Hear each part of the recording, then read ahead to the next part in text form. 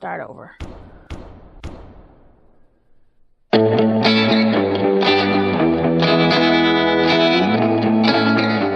Well, hello, friends. Today is Sunday, February something. I don't know. It's somewhere at the middle of February mark. I believe that it's the 17th. And I'm on day 40 something and week roughly 8 of this journey into my artistic side. Anyway, I thought I'd try and improve the audio a little bit on these videos. So I've got this microphone. Is this thing on? Testing, check 1. Let's talk about the week that just passed.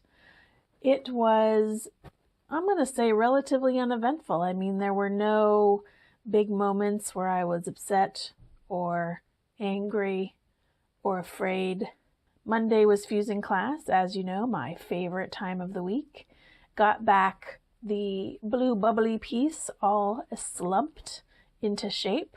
I love it. Got to finish the Sacred Heart. Not fused yet, but I will see that tomorrow fused. And if it's not to my liking, it might get fired again or get some embellishments added or something like that. We'll see how that goes.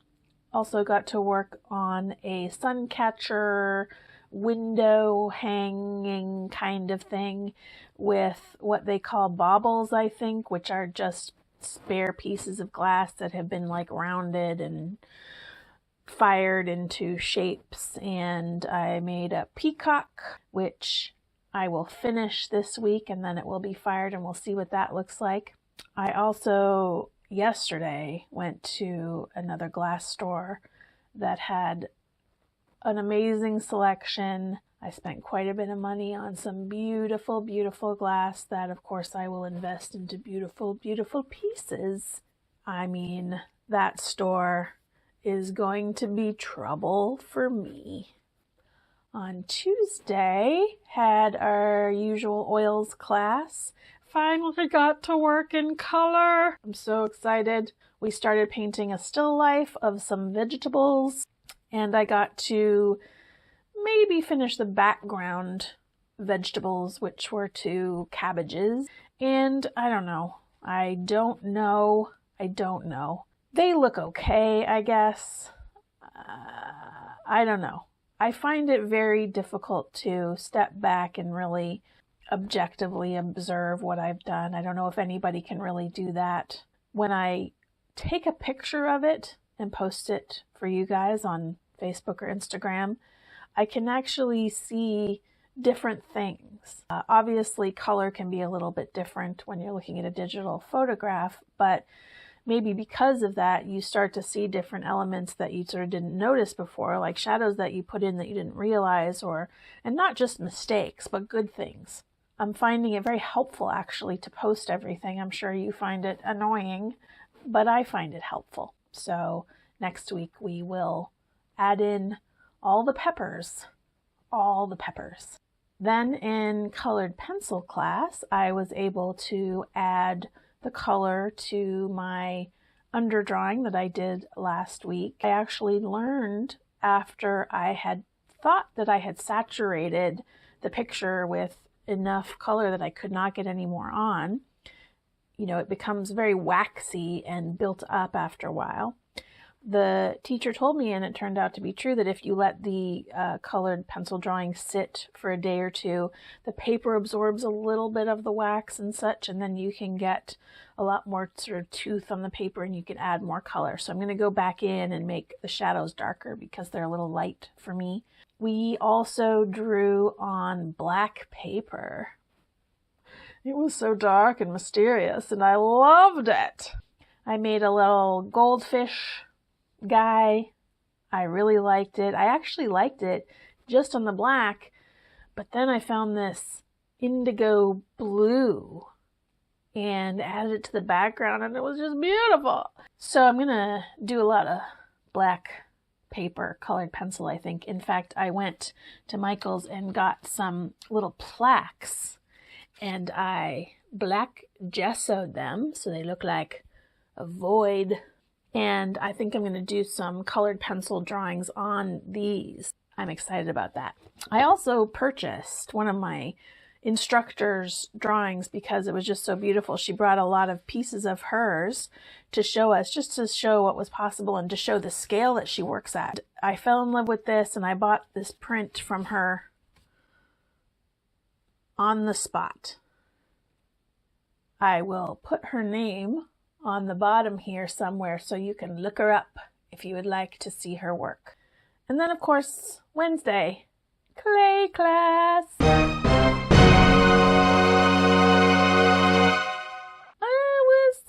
It was pretty kind of uneventful. It was actually a good class for the most part.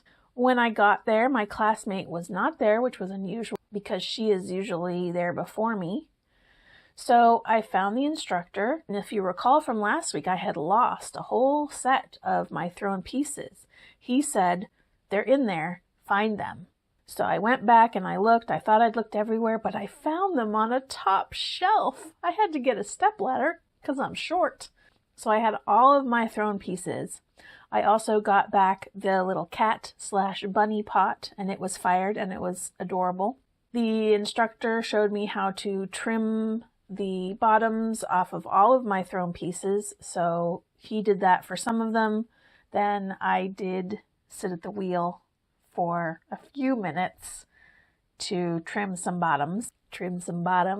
It was okay. Trimming's a little easier than just throwing and molding. So I trimmed the bottoms. We made a couple of handles for a mug and a pitcher, and those were ready to fire. So I'm excited to see if they get fired next week. And then I saw this little bird that was sitting on one of the firing shelves, and I said, hey, can I make this? And he said, sure, I'll show you how right now. And he actually showed me how to make the bird, except that he went and cut out the pieces. It wasn't exactly a shape I would have made. Started to put them together, and he had me finish it, so I couldn't really work from a shape that I liked. It was just a little weirdly large-headed, weird tail bird. So next week, hopefully those will be all fired and we can start glazing and coloring things. I'm not sure if I will have time to make another piece because it's a multi-week process to get them fired and glazed and refired. But if I come out of this with 5 or 6 thrown pieces, that little cat pot and that bird, that's fine. I've learned something, and I've learned that I'm not probably going to do it anymore. On Thursday, I spent some of the day trying out some really, really cheap gel pens that I bought at Michael's. $5 for like 20 of them. That's cheap. And I drew a little colorful fawn with wings, which I think I will actually do on one of the plaques in colored pencil, and I think that would be really pretty. I'm going to try it. I don't know. Maybe okay. I don't know. Later in watercolors class, we started to learn about landscapes with a focus on foreground, middle ground, and background. We're actually doing a composite landscape where we're mixing one picture with another picture, a foreground with a middle and background of a landscape. So I'm doing this little desert scene with a desert flower because this is Arizona and those are the pictures we have to work with. I'm not a big fan of landscapes, so we'll see how that goes. Of course, I hate what I started, but I may learn to love it. On Friday, took the day off. My husband and I were celebrating our 4th anniversary, and we decided to go to an art exhibit, actually. There was an exhibit here in Phoenix at the Mesa Art Center that is called Albacilla,